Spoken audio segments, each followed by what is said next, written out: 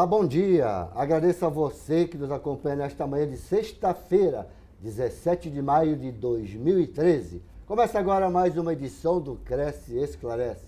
Só lembrando que na próxima semana nós teremos o tema proposta no aspecto jurídico e prático. E vamos dar continuidade ao nosso tema sobre relações humanas, como montar uma imobiliária e sua equipe de venda. Para tanto, estamos atendendo o seu pedido para que pudéssemos trazer aqui uma pessoa especializada na parte contábil. Para isso, nós estamos trazendo aqui uma pessoa especial, conhecedora profunda no assunto, que vai orientar você, colega que nos acompanha nesta manhã de sexta-feira, tudo sobre como montar a sua empresa imobiliária. Para tanto, nós estamos com o nosso convidado, o senhor José Maria Chapina Alcazar, mais conhecido como Chapina. Ele foi presidente do SESCOM, Sindicato das Empresas Contábeis, por 2 gestões. E hoje ele é conselheiro. Importantíssimo cargo que ele ocupa como vice-presidente na Associação Comercial de São Paulo. E em nome do nobre presidente do CREAS São Paulo, José Augusto Viana Neto, toda a sua diretoria, eu queria agradecer aqui a presença, pela disponibilidade de estar nos orientando sobre como montar uma empresa imobiliária, constituir sua empresa corretamente, porque parece ser simples, mas é bom você se precaver com um contador da sua confiança. Chapina, bom dia, muito obrigado por sua presença aqui no Cresce Esclarece. Bom dia, muito obrigado pela oportunidade, agradeço aí ao presidente Viana e todo o seu corpo aí de diretoria, colaboradores, gestores, de estar de volta aqui nessa magnífica casa, batendo esse papo gostoso aí com os esclarecimentos necessários que se farão aí com referência à constituição do negócio imobiliário. Muito obrigado. Nós aqui agradecemos a vossa presença, senhor Chapina, que este é um conhecedor profundo realmente dessa questão de constituição da empresa, pela experiência que tem no mercado contábil, né? E as perguntas já estão abertas, colegas. Se quiser fazer aqui um chat com a TV Cresce, dá uma olhadinha, coloque seu nome e a sua cidade. Quiser mandar uma pergunta direta, já está aberto aqui. Olha, compartilhe também no Facebook, aqui em cima, na sua questão. Então vamos aqui fazer uma primeira colocação aqui ao nosso convidado de hoje, o senhor Chapina. A constituição de uma empresa imobiliária, senhor Chapina, pode ser como empresário individual simples, nós temos o empresário individual limitada e a empresa limitada. Quais são a diferença entre essas modalidades, sabendo que o MEI não se enquadra para a empresa imobiliária? Exatamente. Você pode, como atividade profissional, trabalhar como autônomo na pessoa física. E também tem a oportunidade de se constituir em pessoa jurídica. A empresa individual de responsabilidade limitada foi criada o ano passado, que é a chamada EIRELI, Empresa Individual de Responsabilidade Limitada. A diferença da jurídica dessa empresa é que você se constitui como uma PJ, tem um capital mínimo obrigatório de 100 vezes o maior salário mínimo do país e você não mistura, não confunde a sua personalidade física com a jurídica. Antes de existir esta possibilidade, você se organizava de forma individual. No caso da prestadora de serviço era impossível se organizar, mas o comércio principalmente tinha essa possibilidade. Mas os bens pessoais se confundiam. Ou você se organiza como sociedade de responsabilidade limitada, aquela que tem 2 sócios. Então, a possibilidade de você se constituir pode ser com a sua pessoa, em nome da sua pessoa física, no processo que permite hoje, que é a EIRELI, Empresa de Responsabilidade Limitada Individual. Para isso, precisa um capital mínimo de 100 vezes o valor do salário mínimo e você terá aí todas as prerrogativas de trabalhar como pessoa jurídica. Muito bem. Chapina, para abrir uma imobiliária, vamos orientar o colega, por exemplo, se existe alguma exigência de formação específica, no caso de corretor, ser técnico em transações imobiliárias. Os órgãos, por exemplo, para regularizar esta empresa na Constituição, os órgãos municipais, estaduais ou federais, eles exigem esta formação? Exigem. É imprescindível a atividade imobiliária ter um responsável técnico que irá responder pela atividade econômica. Então, os profissionais da área de imobiliária e corretagem precisam ter a formação técnica, que é o credenciamento do Cresce. Como nós da contabilidade, nós não podemos exercer a contabilidade se não tivermos o Conselho Regional de Contabilidade. A atividade imobiliária não poderá ser exercida se não tiver o credenciamento do Cresce, do Conselho Regional dos Corretores Imobiliários. Para isso, precisa-se fazer um curso de especialização e tirar o credenciamento. Só após isso é que se pode exercer a atividade. Uma grande dúvida dos colegas, Chapina, é quanto à questão da documentação exigida para a constituição desta empresa. Existe alguma exigência com relação à composição societária? Não, composição societária é de livre escolha das partes. Se for uma sociedade limitada, você pode constituir a empresa com capital mínimo de R$1.000, R$2.000, R$5.000. Qual é o reflexo desse capital mínimo? O capital mínimo de uma sociedade deve suprir as necessidades até chegar ao primeiro faturamento. Que necessidades? O pagamento do primeiro aluguel, a contratação do advogado, a contratação do contador para fazer todos os registros. Então, esse capital mínimo tem que dar suporte à compra dos primeiros equipamentos, da primeira mesa, para até ter o primeiro faturamento. Então a gente fala R$1.000, R$5.000, é hipotético, você é que vai definir as suas necessidades de início. São os sócios que colocam o dinheiro na sociedade para dar início a esta atividade. Se for uma sociedade limitada, a negociação é livre. Cada sócio vai ver qual é a sua participação. De 100%, ele pode ficar com 90%, 50%, 30%, depende da participação do investimento como sócio que ele estaria participando. Então, é livre. Na EIRELI, na empresa individual de responsabilidade limitada, aí sim exige um capital mínimo obrigatório de 100 vezes o maior salário mínimo. E quanto aos documentos, quais documentos que precisa ser apresentado? O SIC, RG, quais são esses documentos? Exato. O empresário, o empreendedor que se pretende constituir em sociedade, em pessoa jurídica, tanto na empresa individual de responsabilidade limitada ou como uma PJ, sendo sócio com outras pessoas, essas pessoas físicas precisam estar regular com as suas atividades tributárias. Ter entregue as suas declarações de renda, pessoa física, não ter pendência junto à Receita Federal, para que o processo passe pelo registro. Então, ele precisa apresentar a carteira de identidade, o CPF, ter um contrato social, escolher um nome da empresa que ele vai gerir, procurar um local para exercer essa atividade, tomar o cuidado se este local está devidamente regularizado, se tem licença de funcionamento, se a planta deste imóvel, a finalidade de uso desse imóvel é condizente com a atividade que ele vai exercer. Então ele precisa cédula de identidade, SIC, verificar se as obrigações tributárias deles estão em ordem, porque assim que ele formar o contrato social e levar a registro, se tiver alguma pendência com o fisco, a empresa não é constituída, virá com exigência. Então, isto posto, nós já estamos entendendo que a pessoa importante para a constituição da empresa é o contador. Então, ele é que deverá orientar quem quer constituir uma empresa de acordo com o faturamento previsto, seria isso? Não, o faturamento ele não está vinculado a este projeto. O faturamento é uma consequência, né? O que define o desejo da constituição de uma empresa é a vontade do empreendedor. Se ele está no regime de CLT, está insatisfeito e surgiu alguma oportunidade para ele abrir o seu negócio e ele ali prevê que esse negócio terá futuro, então ele precisa fazer um planejamento de investimento desse negócio, trabalhar, se dedicar para ter o primeiro cliente, aí começa o faturamento.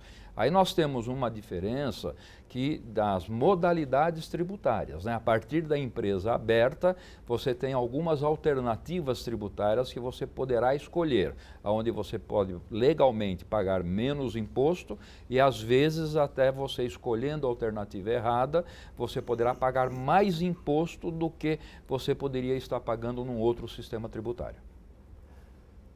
Para constituir a empresa, Chapina, tem um custo. Qual seria esse custo que a pessoa teria para a constituição dessa empresa. Ele tem que pagar contador, tem honorário de contador, tem um custo, né? Tem, é um custo burocrático, é a hora de trabalho do profissional da contabilidade ou do profissional do direito, as taxas que devem ser pagas ao governo em função da Constituição, o valor do capital social vai influenciar na formação desses custos, e isto ela gira em torno, o investimento gira em torno de R$ 1.500 a R$ 4.000, dependendo das características do local, da atividade e do capital social. Para constituir uma empresa como empresário individual, ele vai conquistar o CNPJ dele, é óbvio, né? Obrigatoriamente há necessidade de se contratar uma empresa de contabilidade para poder escriturar lá essa empresa? Olha, toda pessoa jurídica, todo empreendedor, ele está obrigado, por lei e por necessidades do seu negócio, a manter uma contabilidade regular e escriturada. Isto é uma exigência do Código Civil. Por decorrência, ele precisará sempre de um profissional de contabilidade. Sem o profissional de contabilidade, ele não terá os requisitos legais sendo atendido, porque na peça contábil, quem assina é ele, empreendedor, e o contador, que dá a fé pública para o balanço de uma sociedade. Muito bem, então, contratando esta contabilidade, eu não sei se existe uma tabela de cobrança de honorário mensal, é uma tabela, não é? De acordo com o capital da empresa, como é que funciona esse pagamento mensal à contabilidade? Muito interessante essa sua pergunta. Primeiro, tabela nós não podemos elaborar porque existe um impedimento legal. Risco para as entidades que colocam tabelas de referência no mercado, porque isso caracteriza cartel, tem uma ação do CAD aí muito forte em cima de algumas entidades que promovem isso. Os honorários é de livre iniciativa, a formação de preço é pelo custo do exercício da atividade. Então, o que vai influenciar na formação desses honorários é o volume de trabalho que vai ser gerado administrativamente por esse novo contribuinte, esse novo empresário. Primeiro, quantas notas de serviços ele irá emitir por mês? Quantos empregados ele pretende contratar? O tipo da contabilidade será pelo lucro real? Ficará no lucro presumido? Lucro presumido tem uma simplificação, mas tem que manter a contabilidade? Vai querer balanços mensais? Será o balanço uma vez por ano, uma vez a cada semestre? Isso é que vai influenciar a formação de custo. Agora, um alerta que nós fazemos a esse novo empreendedor: não entre no modismo da simplificação. Muitos empresários estão sofrendo com autuação, estão tendo prejuízo porque alguns profissionais da área contábil despreparadamente levam os empresários à opção do Simples Nacional, às vezes atividade impedida. Nós temos aqui, nesse caso, na nossa atividade imobiliária, algumas prestações de serviços que podem ser simples e outras não. E aí o contador não faz a contabilidade. Tem a contabilidade como instrumento principal de gestão da sua empresa para evitar aborrecimentos. E além do que, tirar o melhor proveito do planejamento tributário legal. Se você ficar no lucro presumido, o lucro que der no seu negócio, o lucro presumido você paga sobre uma taxa fixa que a Receita impõe para aquele resultado. Por exemplo, nesse setor é 32% a presunção sobre um valor de uma nota fiscal que você emitir. Se você tem um lucro superior a 32%, 60%, 70%, o que vai acontecer? O lucro irá isento para a pessoa física sem pagar mais nenhum imposto. Então, a contabilidade é que será um instrumento de prova desse lucro. Ok, vamos então saber o seguinte: constituímos a empresa, nós temos que pagar PIS, INSS, FGTS, imposto de renda, entre estas modalidades empresariais. Qual seria, então, é com base no faturamento? Você tem duas modalidades. A presunção é com base no faturamento. Então, uma nota fiscal emitida, você tem uma presunção que chega a somatória de todos esses tributos e contribuições sociais, você pode jogar de 15% a 18% de custo tributário. Para simplificar, para não termos que detalhar item a item, senão vai ficar muito difícil para o nosso telespectador entender.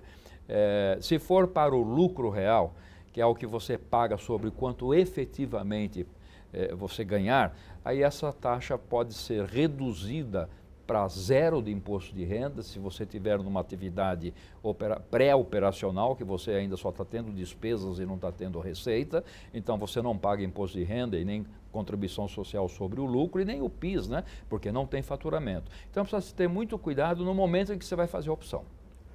Eu falo em lucro presumido, né? Paga-se aquilo fixo, independente se faturou ou não, ele tem que recolher. Independente se teve lucro ou não.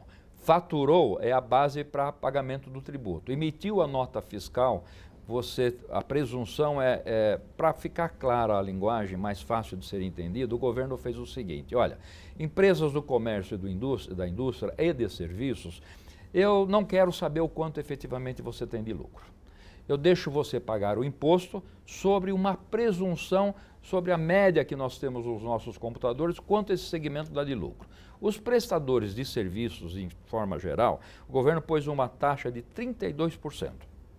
Então, de uma receita de R$1 milhão, ela, sobre 32%, ela quer receber o imposto de renda, a contribuição social, o PIS e todos os outros tributos. Então, sobre 32%, você vai pagar o imposto que chega a quase 18% sobre o faturamento. De 1 milhão você vai pagar aproximadamente, em média, R$180 mil. Agora, se o teu lucro for inferior aos 32% da presunção, vamos supor que o seu negócio está te deixando líquido 10%.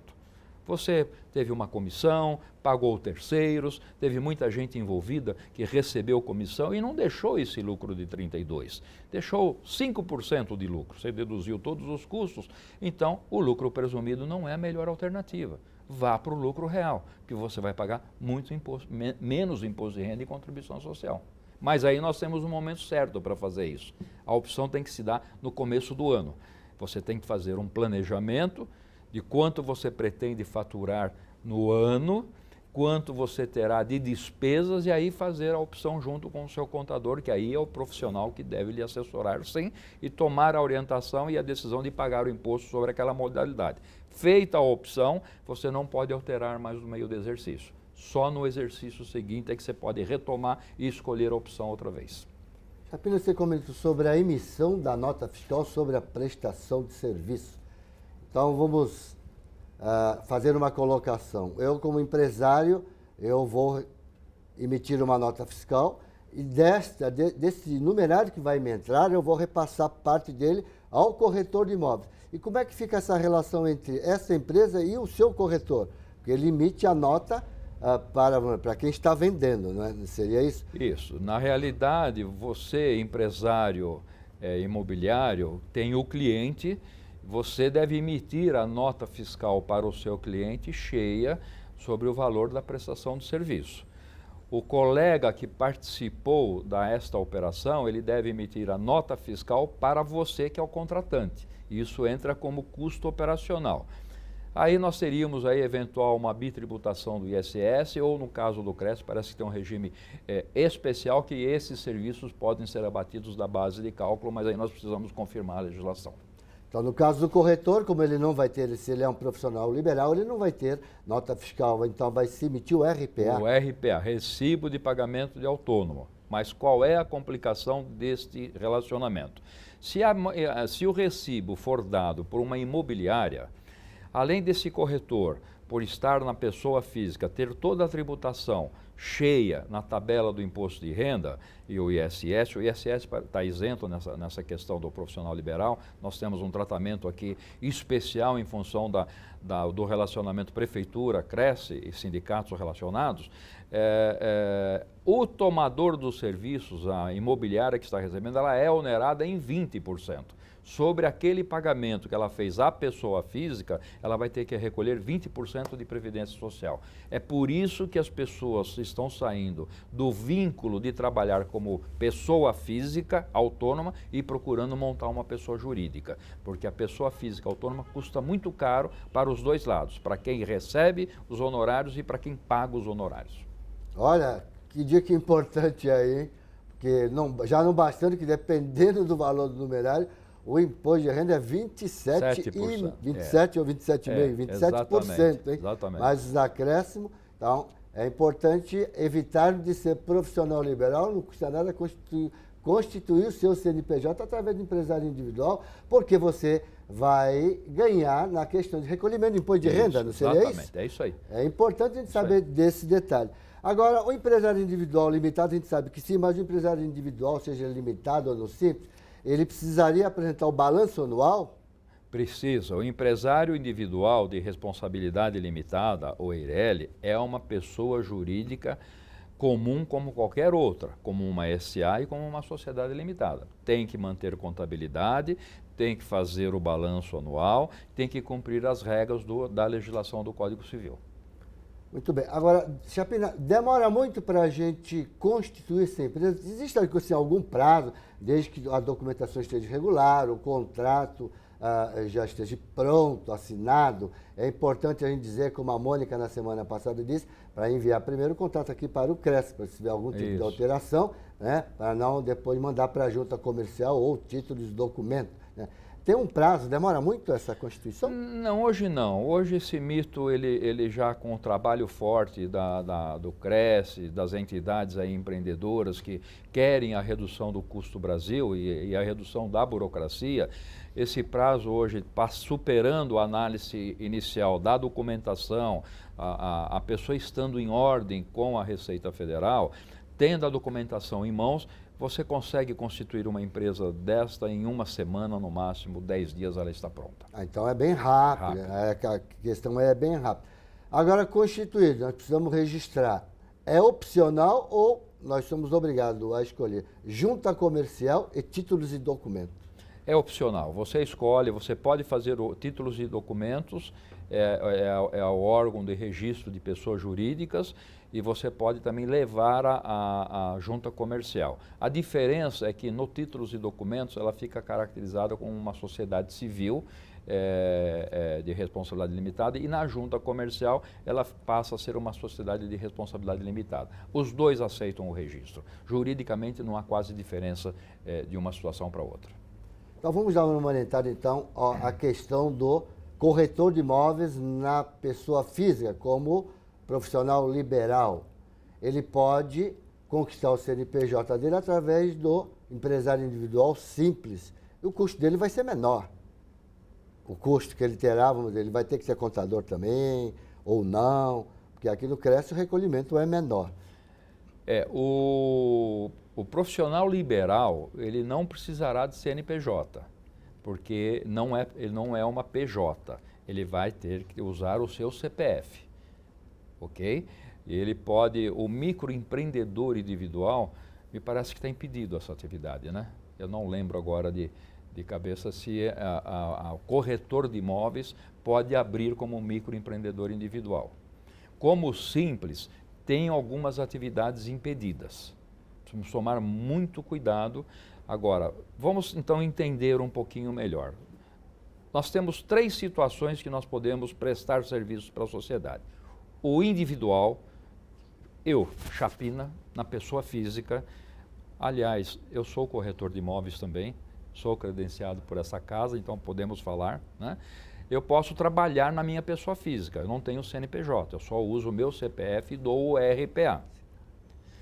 Posso depois abrir uma empresa, EIRELI, que é a empresa individual de capital social limitado, e uma pessoa jurídica que é composta por sociedades. São 3 modalidades. A simples, o empresário simples, que é aquela que tem uma redução de custo, se ele tem muitos funcionários e uma preponderância grande em relação ao faturamento, tem algumas atividades do ramo que pode ser simples nacional. Aí ele pode ter uma economia tributária assim, mas precisa estudar com muito carinho e um alerta que se faz.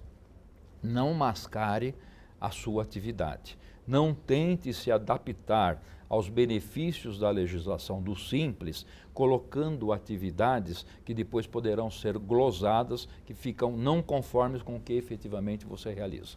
Então, o importante é ele ser bem orientado pelo contador e não querer inventar nada mais do que isso, que era para não ter problema lá na frente. Exatamente, é isso aí. Por isso que o contador é o especialista nessa área, né? É isso mesmo. Muito bem, olha as dicas bem legais, hein, gente? Então vamos agora fazer aqui uma colocação assim, numa questão. Chapina, como uma pessoa especialista no assunto, eu teria assim, aos futuros empresários, teria alguma dica assim bem legal ou dicas bem legais para passar para os nossos internautas de hoje? Olha, o que eu poderia levar assim como uma reflexão, o trabalho que o Cresce vem realizando juntamente com os sindicatos, deu a esta categoria uma visibilidade e um posicionamento de mercado com muita projeção. Então hoje nós temos um segmento que é representado pelo exercício da profissão, que é o Cresce, e ele só poderá exercer essa profissão se registrado no Cresce depois de ter a outorga do título de capacitação. É um mercado que não faltará emprego para ninguém. E outra relação importante, não pode se trabalhar na intermediação, na corretagem da administração, se você não for credenciado pelo Cresce. Então, bons profissionais terão colocação no mercado sempre. Persistência, perseverança, tenha um sonho, acredita no sonho que você tem para conquistar, que você será feliz e irá conquistar. Tendo em mente sempre o seguinte, o dinheiro, ele vem atrás do trabalho, ele não vem em primeiro tempo. Então se dedique com amor na profissão, representando bem a sua categoria profissional, zelando pela ética, zelando por princípios e fugindo das propostas milagrosas. É isso que eu teria para fazer a pontuação aí para aqueles que estão nos ouvindo. Nós estamos chegando ao final de mais uma edição do Cresce Esclarece. Eu queria agradecer os colegas das cidades de Praia Grande, Avaré, Barueri, Bebedouro, Botucatu, Birigui, Campinas, Campo Grande, Cotia, Diadema, Franca, Guariba, Indaiatuba, Ibaté, Itapevi, Jundiaí, Limeira, Nova Odécia, Martinópolis, Osasco, Ribeirão Preto, Rio Claro, São Carlos, São José do Rio Preto, São José dos Campos, Suzano, Valinhos. E agradecer a companhia e a carona que vocês nos deram nesta sexta-feira, dia 17 de maio de 2013. E só lembrando que na próxima semana nós vamos ter o tema proposta e seus aspectos jurídico e prático. Fique ligado na TV Cresce, porque logo em seguida nós vamos estar transmitindo a entrega das novas credenciais diretamente lá da Assembleia Legislativa aqui do Estado de São Paulo. Chapina, em nome do Viana, eu queria te agradecer profundamente por sua disponibilidade em estar orientando os colegas corretores de imóveis e não corretores que estão nos assistindo nesta manhã de sexta-feira, né, por esse tempo disponível a todos nós. Obrigado, Chapina. Eu que agradeço e um abraço fraterno a todos os companheiros da casa. Então, queremos agradecer. Gente, até a próxima sexta-feira. Tenham um dia maravilhoso, um final de semana rentável a todos vocês. E para aqueles que é santista ou corintiano, vamos torcer aí, porque nós temos a final do Campeonato Paulista aí. Olha que eu sou de Santos, torço para o Santos. Nasci em Santos, meu escritório é quase ao lado da Vila. Vou estar lá torcendo para o meu time. Se você é corintiano, torce pelo seu time. Quem ganhar vai levar a taça, ok, gente? Então, até a próxima sexta-feira. Tchau.